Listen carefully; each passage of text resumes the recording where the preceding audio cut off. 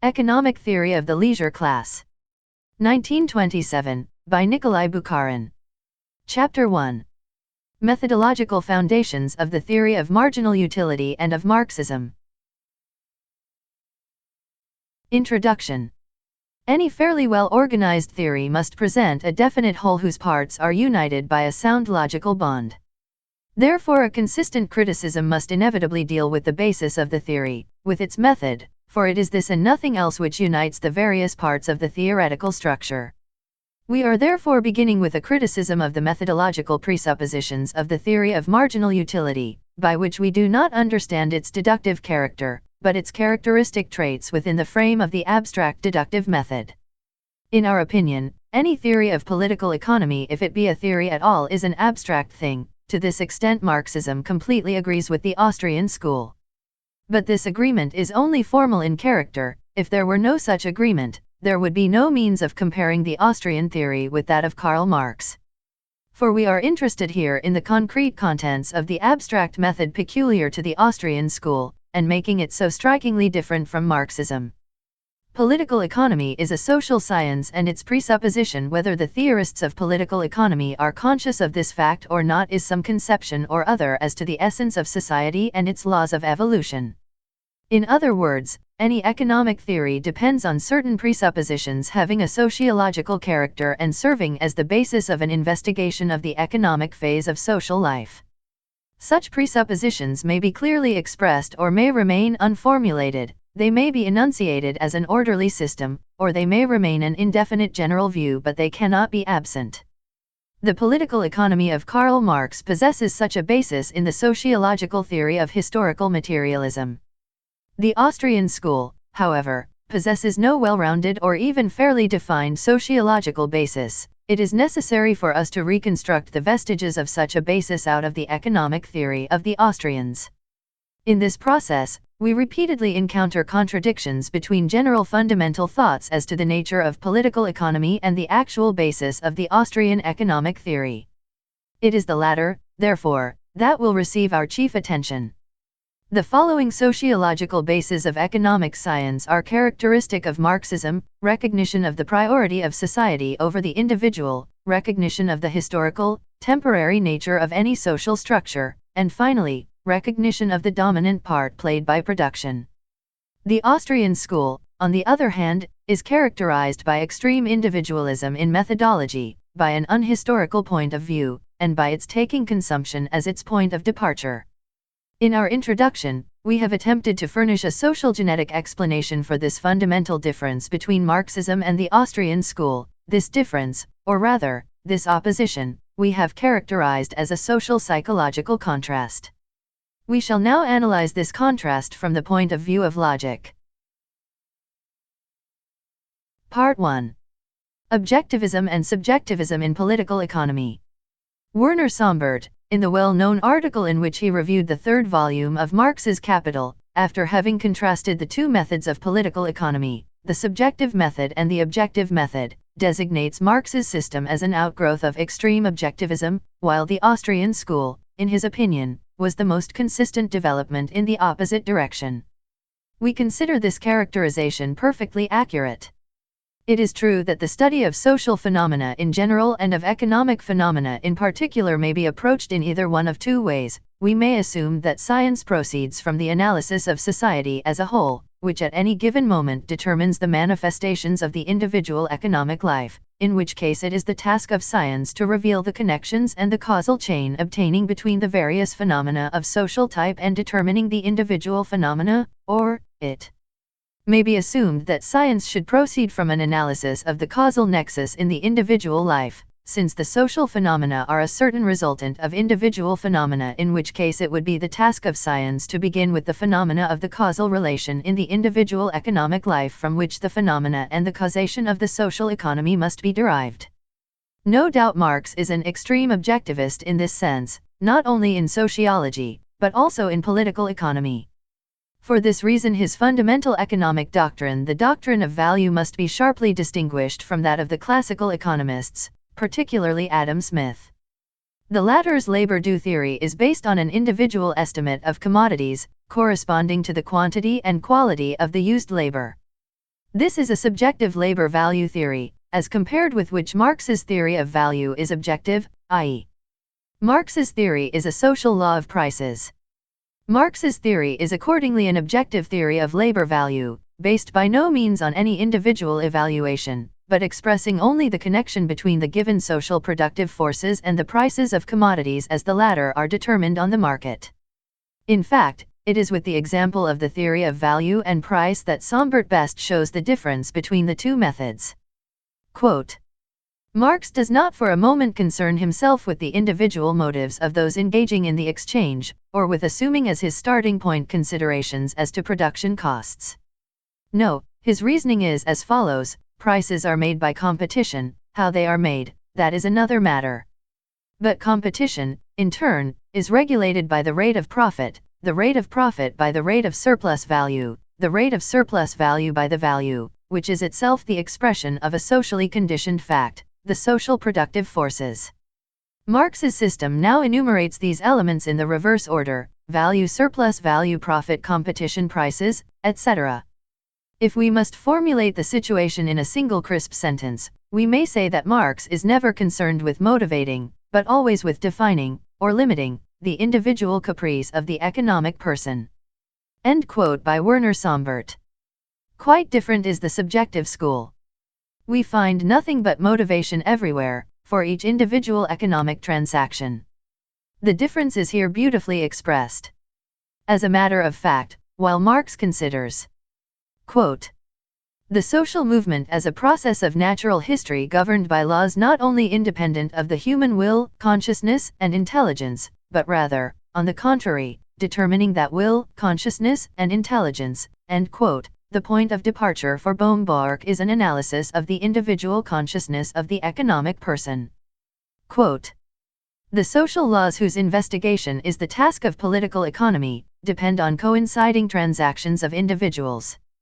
Such uniformity of action is in turn a consequence of the operation of like motives determining action.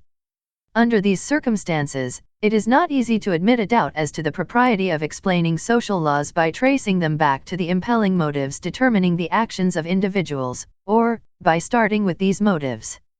End quote by Bohm-Bawerk. The difference, therefore, between the objective and the subjective method is nothing more nor less than the contrast between the social and the individualist methods. Arstall's man, yet the above-quoted definition of the two methods needs still to be amplified. We must emphasize above all the unimportance of the will, the consciousness, or the intentions of men, of which Marx speaks. In the second place, the economic individual must be more clearly defined, since it is the point of departure of the Austrian school. Quote, these determined social relations are as much produced by man as are the cloth, the linen, etc. End quote by Karl Marx in The Poverty of Philosophy. It by no means follows, however, that the social consequences, that social product of which Marx speaks, is contained within the consciousness of these individuals as a goal or an impelling motive. Modern society, with its anarchic structure, the theory of political economy makes precisely this society the object of its study, with its market forces and their elemental action, competition, fluctuation of prices, stock exchange, etc., offers numerous illustrations in favor of the assumption that the social product predominates over its creators, that the result of the motives of the individual, yet not isolated, economic man, not only does not correspond to these motives, but at times even enters into direct opposition to them. This may best be explained by the example of the formation of prices. A number of buyers and sellers go to market with a certain, approximate, idea of the value of their own goods as well as of each other's goods. The result of their struggle is a certain market price, which will not coincide with the individual estimates of the great majority of the contracting parties.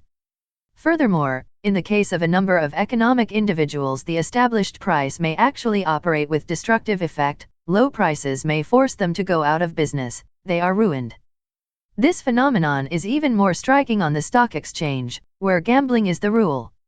In all these cases, which are typical for the modern social economic organization, we may speak of the independence of social phenomena of the will, the consciousness, and the intentions of men, yet this independence should by no means be understood as involving two different phenomena, completely independent of each other. It would be absurd to assume that human history is not being made by the will of men, but regardless of this will, this materialist conception of history is a bourgeois caricature of Marxism. Precisely the opposite is the case. Both series of phenomena, individual transactions and social phenomena, are in the closest genetic relation with each other. This independence must be understood only in the sense that such results of individual acts as have become objective are supreme over all other partial elements. The product dominates its creator. At any given moment, the individual will is determined by the already achieved resultant of the clash of wills of the various economic individuals. The entrepreneur defeated in the competitive struggle, the bankrupt financier, are forced to clear the field of battle, although a moment ago they served as active quantities, as creators of the social process which finally turned against them. This phenomenon is an expression of the irrationality of the elemental character of the economic process within the frame of the commodities economy, which is clearly expressed in the psychology of commodities fetishism, as first exposed and brilliantly analyzed by Marx. It is precisely in a commodities economy that the process of objectivism, of relations between human beings, takes place, in which these thing expressions lead a specific independent existence by reason of the elemental character of the evolution, an existence subject to a specific law of its own. We are thus dealing with various series of individual phenomena and with a number of series of social types. No doubt a certain causal connection obtains both between these two categories, individual and social, and between the various series of the same category, particularly between the various series of social phenomena dependent on each other.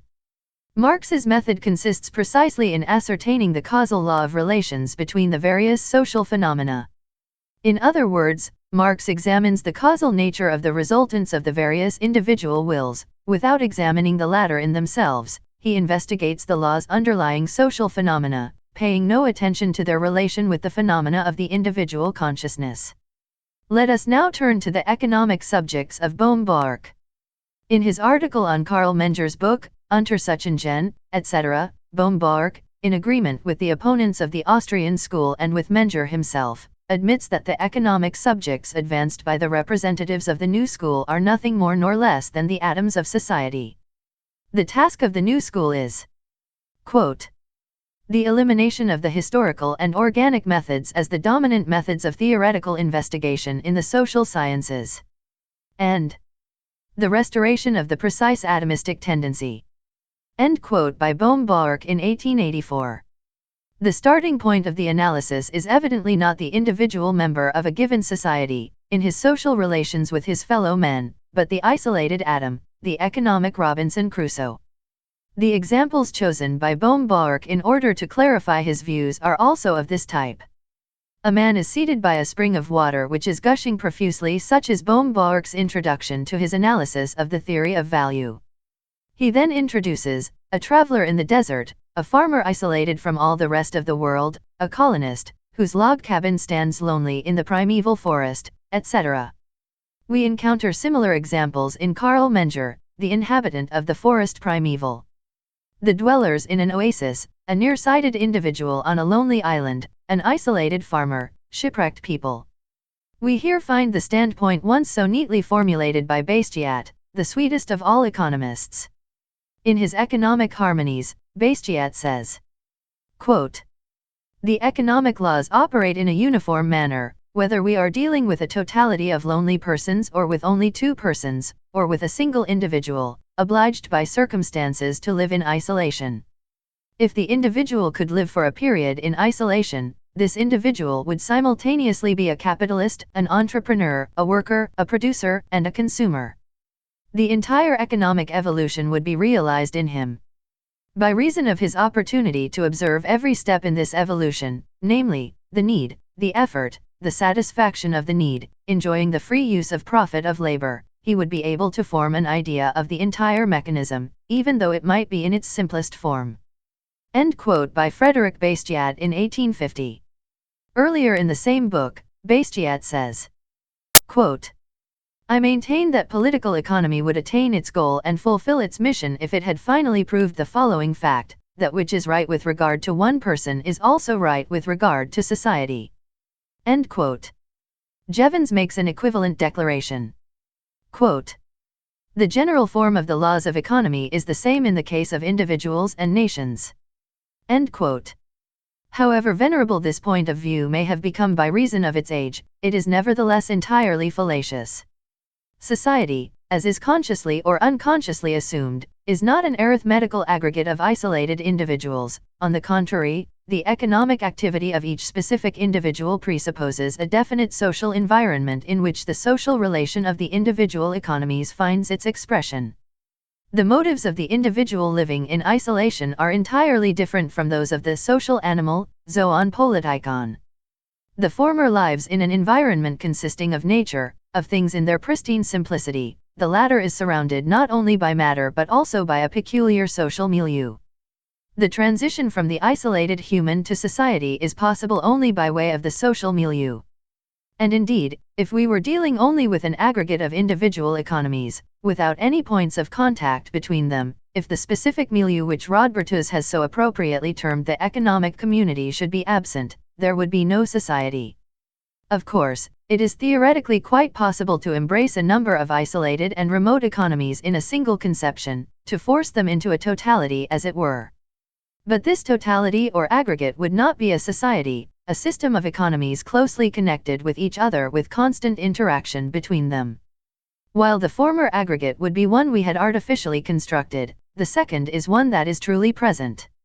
Therefore the individual economic subject may be regarded only as a member of a social economic system, not as an isolated atom. The economic subject, in its actions, adapts itself to the given condition of the social phenomena. The latter impose barriers upon his individual motives, or, to use Sombert's words, limit them. This holds true not only of the economic structure of society, i.e., of the production conditions, but also of the social economic phenomena arising on the basis of a given structure. Thus, for example, the individual estimates of price always start with prices that have already been fixed. The desire to invest capital in a bank depends on the interest rate at the time, the investment of capital in this industry or that is determined by the profit yielded by the industry. The estimate of the value of a plot of land depends on its rent and on the rate of interest, etc. No doubt, individual motives have their opposite effects, but it must be emphasized that these motives from the start are permeated with a social content, and therefore no social laws can be derived from the motives of the isolated subject. But if we do not begin with the isolated individual in our investigation, but consider the social factor in his motives as given, we shall find ourselves involved in a vicious circle, in our attempt to derive the social, i.e., the objective, from the individual, i.e., the subjective. We are actually deriving it from the social, or doing somewhat worse than robbing Peter to pay Paul. As we have seen above, the motives of the isolated individual constitute the point of departure for the Austrian school, and Bohm-Bawerk. To be sure, the works of the representatives of this school sometimes present quite correct conceptions of the essence of the social structure as a whole. But, as a matter of fact, this school begins at once with an analysis of the motives of the economic subjects, disregarding any social connection between them. This point of view is quite characteristic of the latest theorists of the bourgeoisie. And it is precisely this point of view that the Austrian school consistently applies in all its development. It follows that the school will be inevitably obliged to smuggle the notion of the social into the individual motives of its social atoms, as soon as it attempts to derive any social phenomena at all. But this situation will force it into an inescapable and monstrous circulus viciosus. In fact, this inevitable logical fallacy is already apparent in the analysis of the Austrian school's theory of subjective value, that cornerstone of the entire theoretical structure of which its representatives are so proud. Yet this fallacy alone is sufficient to destroy the significance of this scientific economic ideology of the modern bourgeoisie, constructed with so much ingenuity, for, as Bohm-Bawerk himself rightly observes, it is a mortal sin of method to ignore that which one should explain, in a scientific investigation. We thus arrive at the conclusion that the subjectivism of the Austrian school, the intentional isolation of the economic subject, the ignoring of the social relations, must inevitably lead to a logical bankruptcy of the entire system. This system is as unsatisfactory as the ancient theory of the costs of production, which also revolved helplessly in its magic circle. There now arises the question whether it is possible to set up a theoretical formulation of the economic life, to determine its causal laws, without involving the causal laws of individual motives. In other words, is the objectivism possible which constitutes the basis of the Marxian theory? Even Baumbach admits this possibility. Quote, "Not, to be sure, causally conditioned actions without causal motivation, but indeed a recognition of causally conditioned actions without a recognition of the attending motivation." Quote end. But Baumbach assumes that, quote, "The objectivistic source of knowledge can contribute at best only a very small part, and one especially insufficient for its own purposes, or the total attainable knowledge, since we are concerned in the economic field particularly with conscious, calculated human actions." End quote from Marx and the close of his system. We have already seen, as opposed to the above, that it is precisely the individualistic psychological abstractions promulgated by the Austrian school that yield so sparse a harvest. And we are speaking, here not of abstraction as such. In fact, we have emphasized above that abstraction is a necessary element in any acquisition of knowledge. The fallacy of the Austrians consists in their ignoring precisely the social phenomena which they are studying. This condition is excellently formulated by R. Stalzmann. Quote, "The types of economy may be simplified by means of isolation and abstraction as much as you like, but they must be social types, they must be concerned with a social economy." End quote.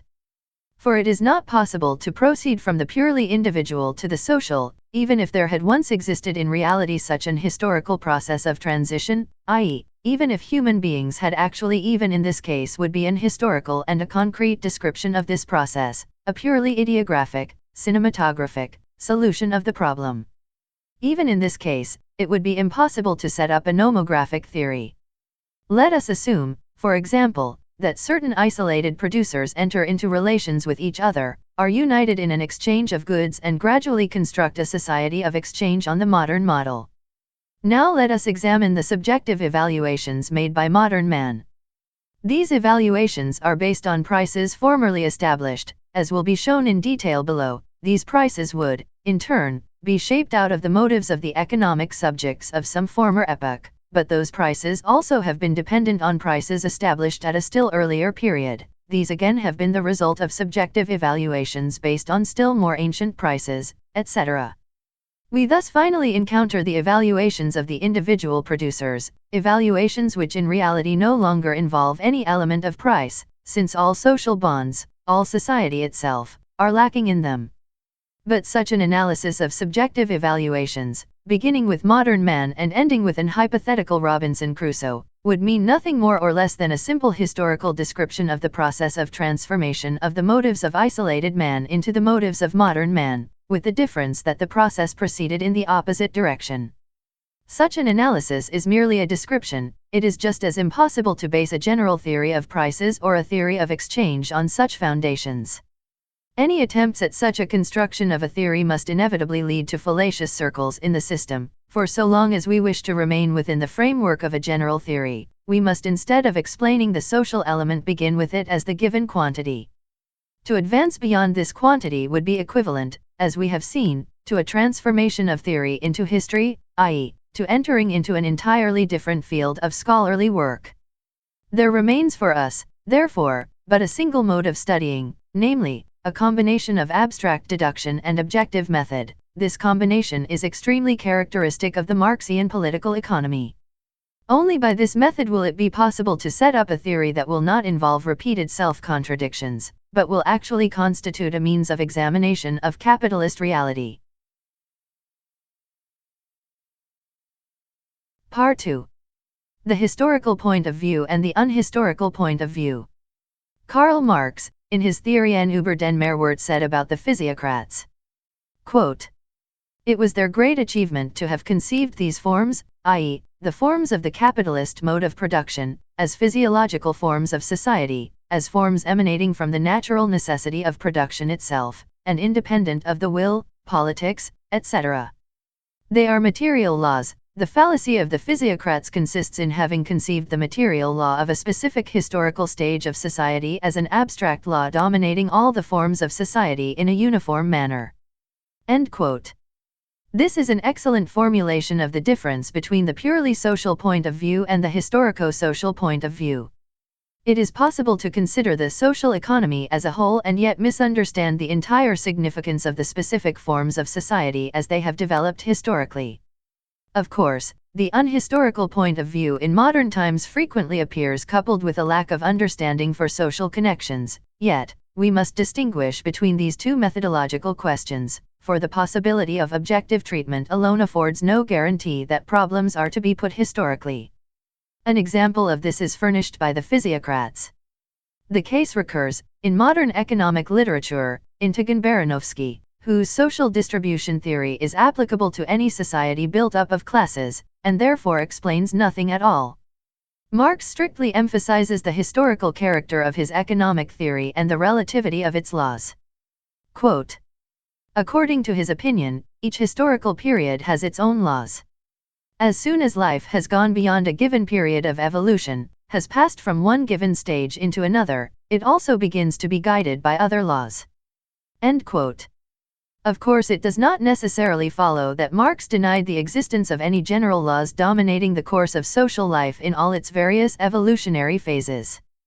The materialist theory of history, for example, formulates certain laws intended as explanations of the social evolution at every point. But they do not exclude the specific historical laws of political economy, which, as opposed to the sociological laws, express the essence of a specific social structure, namely, that of capitalist society. We shall here anticipate an objection that might be raised. It might be urged that the acceptance of the historical principle would lead directly to an ideographic, purely descriptive type of theory, i.e., precisely the point of view defended by the so-called historical school. But this objection would be equivalent to a confusion of a number of things. Let us take at random any general method of the ideographic sciences par excellence, for example, statistics. We have the empirical law of population statistics that there are between 105 and 108 male births to every 100 female births. This law is purely descriptive in character, it indicates no causal relation. On the other hand, any theoretical law of political economy must be capable of formulation as follows: if A, B, C are present, D also must ensue. In other words, the presence of certain conditions, causes, involves the appearance of certain consequences. It is obvious that these consequences may also be of historical character, i.e., they may actually supervene only at the given time. From a purely logical point of view, it is quite immaterial where and when these conditions actually occur, even more immaterial whether they occur at all. In this case we are dealing with eternal laws, but, insofar as they occur in reality, they are historical laws, for they are connected with conditions occurring only at a certain stage in historical development. But once these conditions are present, their consequences are also indicated. Precisely this character of the theoretical economic laws makes possible their application to countries and epochs in which the social evolution has already attained a corresponding level. It was possible, therefore, for the Russian Marxists to prophesy correctly the destinies of capitalism in Russia, although the Marxian analysis was actually based on concrete empirical material gathered with reference to England. In other words, the historical character of the laws of political economy by no means transforms the latter into a science of the ideographic type. On the other hand, only the historical point of view can be of any scientific value in this field. Political economy as a science can have as its object only a commodities society, a capitalist society. If we were dealing with an economy organized in any way at all, for instance, with the oikos economy of Rodbertus, or with the primitive communist society, with feudal landholding, or with the organized socialized economy of the socialist state, we should not encounter a single problem whose solution could be found in the domain of theoretical political economy. These problems are connected with the commodities economy, particularly with its capitalist form, the problems of value, price, capital, profits, crisis, etc. This is of course no accident. It is just at this moment, in view of the more or less pronounced prevalence of the system of free competition, that the elemental nature of the economic process obtains particularly striking expressions, the individual will and the individual purpose being relegated entirely to the background as opposed to the objectively developing chain of social phenomena. It is only to commodities production as such, and to its highest form, capitalist production, that we may apply the phenomenon described by Marx as the fetishism of commodities and analyzed by him in Capital.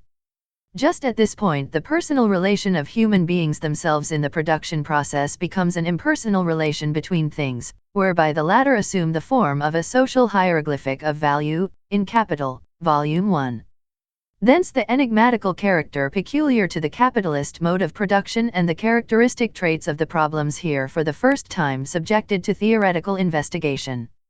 The analysis of capitalist society affords particular interest and bestows a special logical form on economic science, which investigates the causal connections in the elemental life of modern society, formulates laws that are independent of the human consciousness, regulative natural laws, similar to the law of gravitation.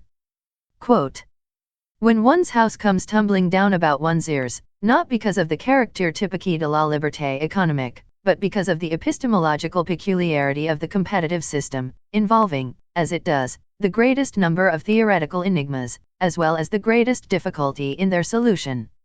End quote by Heinrich Dietzel. This rudimentary character, a consequence of extremely complicated conditions, is itself a historical phenomenon peculiar to commodities production alone. Only unorganized social economy presents such specific phenomena in which the mutual adaptation of the various parts of the production organism proceeds independently of the human will consciously turn to that end. In a planful guidance of the social economy, the distribution and redistribution of the social production forces constitute a conscious process based on statistical data.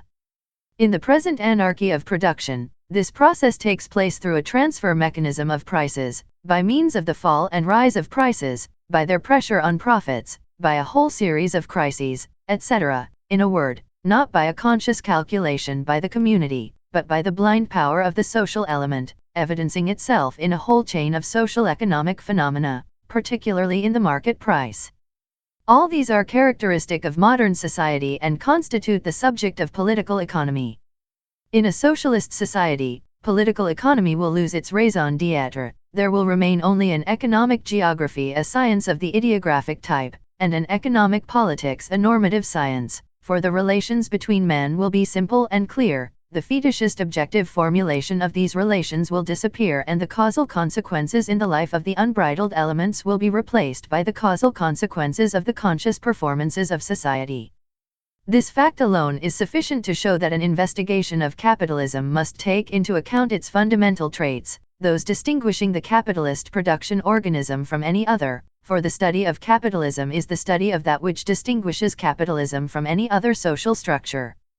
Once we ignore the typical peculiarities of capitalism, we arrive at general categories that may be applied to any social production conditions and may therefore not explain the historically conditioned peculiar evolutionary process of modern capitalism. It is precisely in their ability to forget this principle, says Marx, that there lies the entire wisdom of modern economists, who prove the eternity and harmony of the existing social conditions. It must also be noted that capitalism is the developed form of commodities production, characterized not by exchange per se, but by capitalist exchange.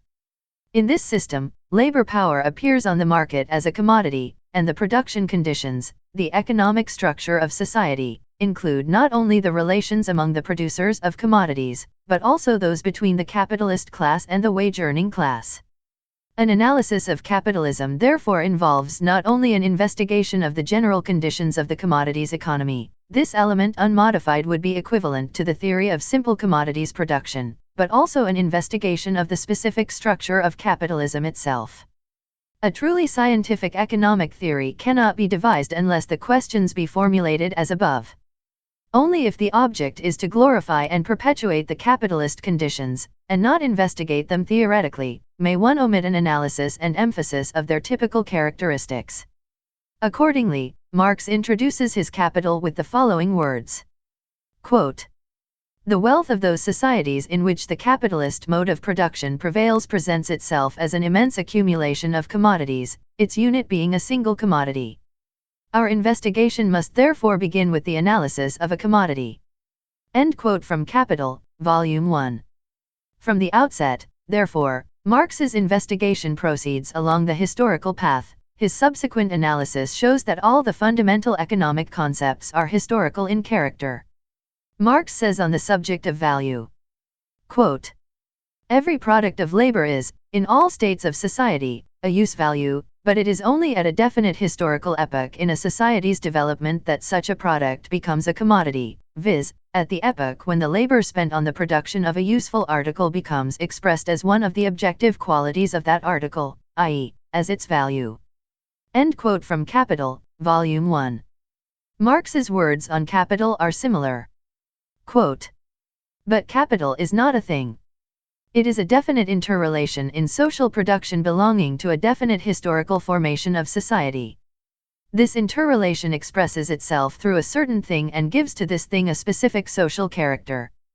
Capital is not the sum of the material and produced means of production.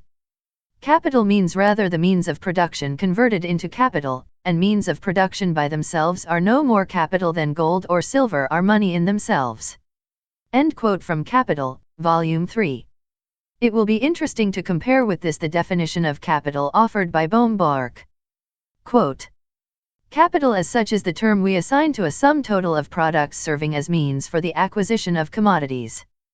The narrower concept of social capital may be detached from this general conception of capital. We assign the term social capital to a congeries of products serving as a means for the acquisition of social economic commodities, or, in short, a group of intermediate products." End quote. It is obvious that these two definitions proceed from entirely different points of departure.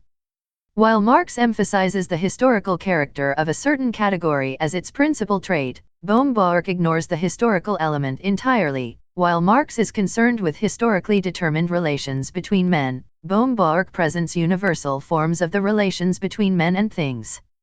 In fact, once one ignores the relations between men, subject as they are to historical change, there remain only the relations between men and nature. In other words, in place of the social historical categories, we have left only the natural categories. Yet it is clear that the natural categories cannot in any way explain the social historical categories, for, as Stallman very properly observes, quote, "The natural categories may only afford technical possibilities for the development of economic phenomena." End quote. And as a matter of fact, the labor process, the process of production and distribution of commodities, always assumes certain varying historical forms, alone capable of producing specific social economic phenomena. Quite untenable is the point of view of such men as Colonel Torrens and Böhm-Bawerk, who regard the stone of the savage as the origin of capital and the savage himself as a capitalist. Only after the means of production resulting on the basis of the commodities production have been monopolized by a single class as opposed to the only commodity still remaining in the possession of the workers, their labor power, do we have the peculiar phenomenon known as capital, and of course the profit of the capitalist begins only at this point. The same is true of rent.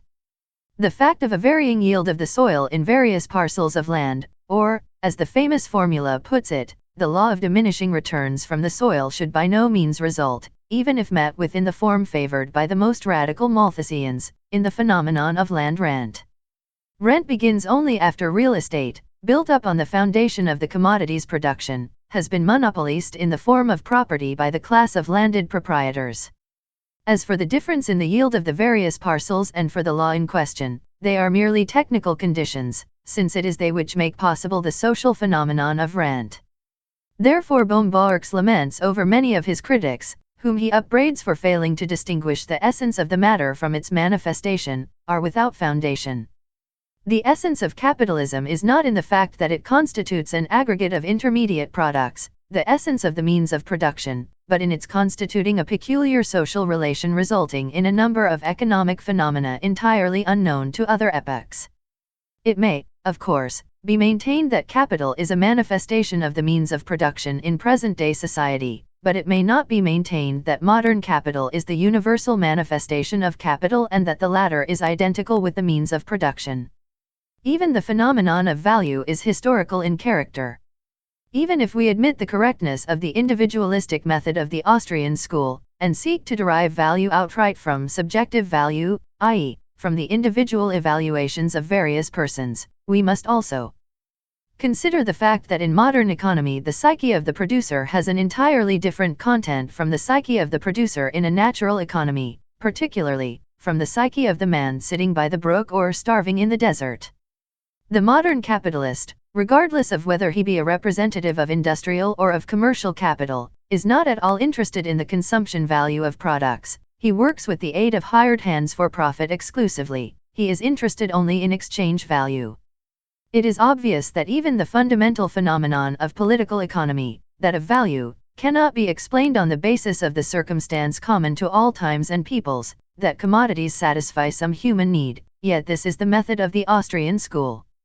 We therefore reach the conclusion that the Austrian school, pursuing an absolutely erroneous methodological course in ignoring the peculiarities of capitalism, a political economy aiming to explain the social-economic relations, i.e., the relations between men, must be an historical science. Anyone attempting to class the political economy of Tierra del Fuego, Engels observes with appropriate malice, under the same laws with those of present-day England, would obviously arrive at nothing but the most trivial commonplaces.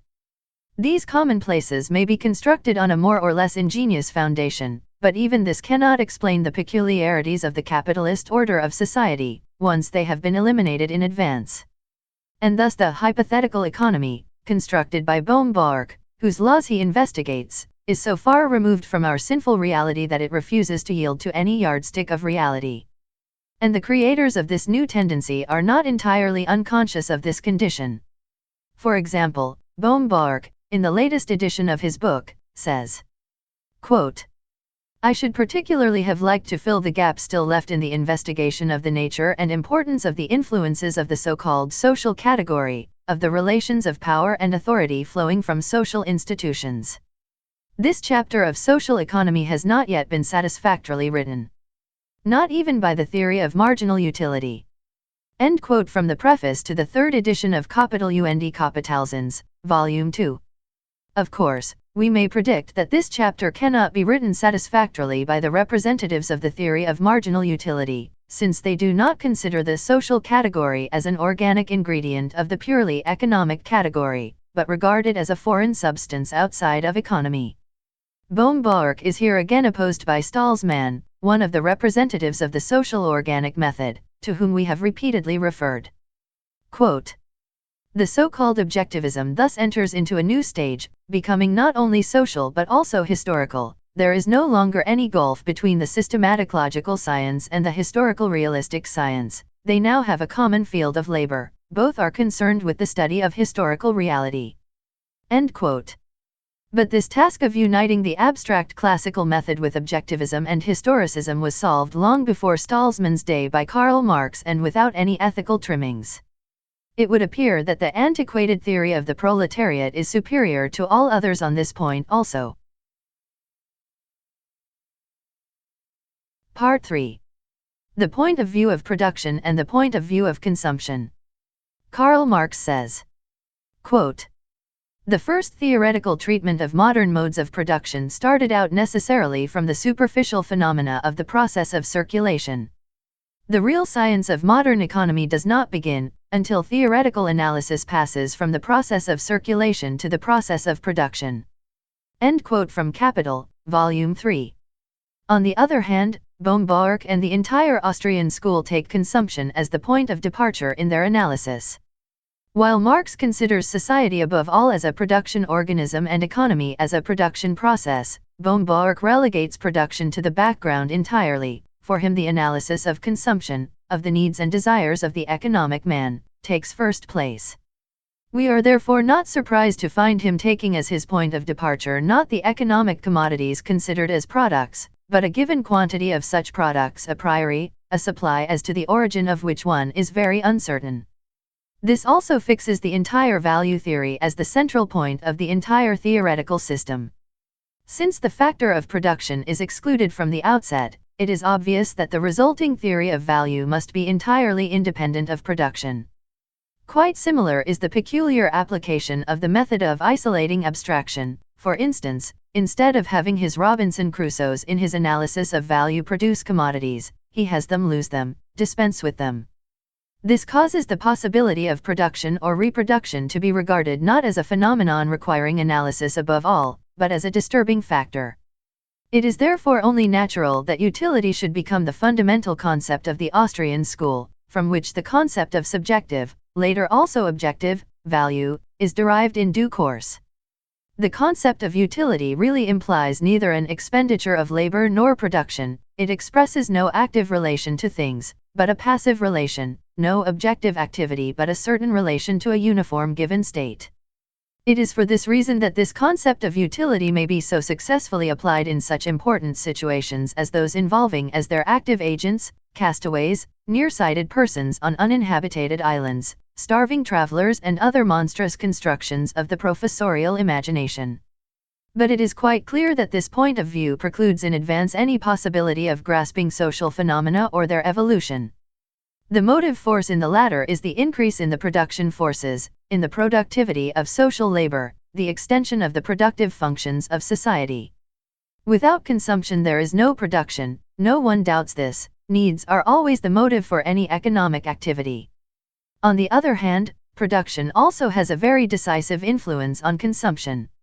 Marx explains this influence as making itself felt in three ways: first, in that production creates the material for consumption; second, in that it determines the mode of the latter, i.e., its qualitative character; third, in that it creates new needs. Such are the facts if we consider the mutual relations between production and consumption in general, without reference to a specific historically given structure. In the study of capitalism, an added factor must be considered, namely, in the words of Karl Marx, quote, "The social demand, in other words, that which regulates the principle of demand, is essentially conditioned on the mutual relations of the different economic classes and their relative economic position, that is to say, first, on the proportion of the total surplus value to the wages, and secondly, on the proportion of the various parts into which surplus value is divided, into profit, interest, ground rent, taxes, etc." End quote from Capital, Volume 3. This relation between the classes is in turn, however, shaped and altered under the influence of the growth of the productive forces. We thus observe chiefly, the dynamics of the requirements are determined by the dynamics of production. It follows first, that the point of departure in an analysis of the dynamics of requirements must be the dynamics of production; second, that the given quantity of products necessary to secure a static production also involves a static consumption, in other words, a static condition in the aggregate of the economic life, therefore of life altogether. Marx gave first place to the evolution of the productive forces, for the goal of all his huge theoretical labors was, to use his own words, quote, "to lay bare the economic law of motion of modern society." End quote from Capital, Volume 1. Of course, it must be rather difficult to reveal the law of motion where there is no motion, where an aggregate of products is assumed as descending from the sky. It may therefore be assumed in advance that the point of view of consumption which underlies the whole Austrian system will turn out to be entirely unfruitful in all questions involving social dynamics, i.e., the most important problems of political economy. Charasov says, quote, "The representatives of the Austrian school are incapable of even formulating, to say nothing of solving, such fundamental questions as the evolution of technique in a capitalist society, the origin of capitalist profit, etc." End quote. In this connection, the confessions of one of the principal representatives of the Austrian school, Joseph Schumpeter, will be found of interest. Schumpeter was courageous enough to state frankly that the Austrian school has nothing to contribute in all cases dealing with evolutionary processes. Quote, "We see, therefore, that our static system," says Schumpeter, "does not by any means explain all economic phenomena, e.g., interest and the profit of the entrepreneur." End quote by Joseph Schumpeter. Another quote, "Our theory breaks down, in spite of its firm foundations, before the most important phenomena of the modern economic life." End quote. And another quote, "It again breaks down in the face of any phenomenon that can be understood only from the point of view of evolution. Among these are the problems of the formation of capital, and other problems, particularly that of economic progress and crises." End quote. It is apparent that the latest theory of the bourgeois scholars fails precisely in the most important fundamental questions of our day.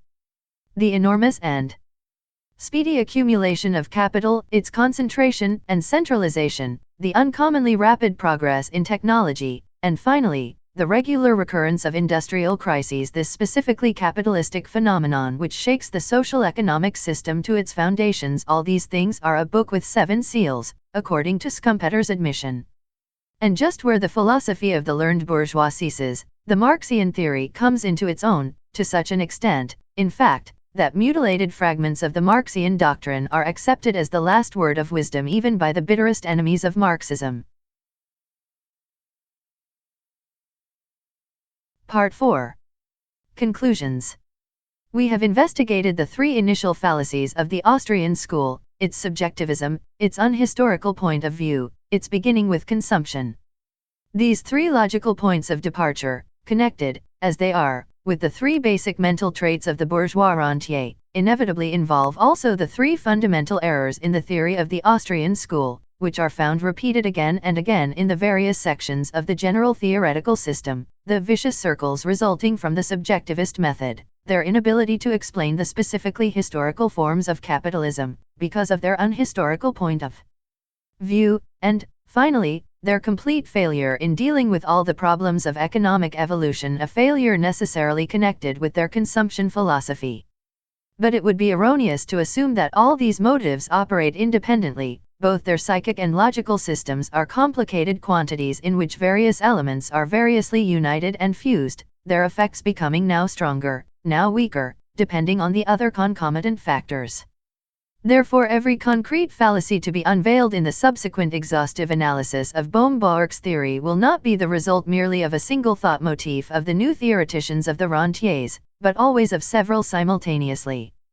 Yet this must not prevent us from selecting out of all the related factors the 3 fundamental factors constituting in their various composition a source of Bohm-Bawerk's countless blunders. These blunders are an evidence of the complete incapacity of the fin de siècle bourgeoisie for theoretical thinking.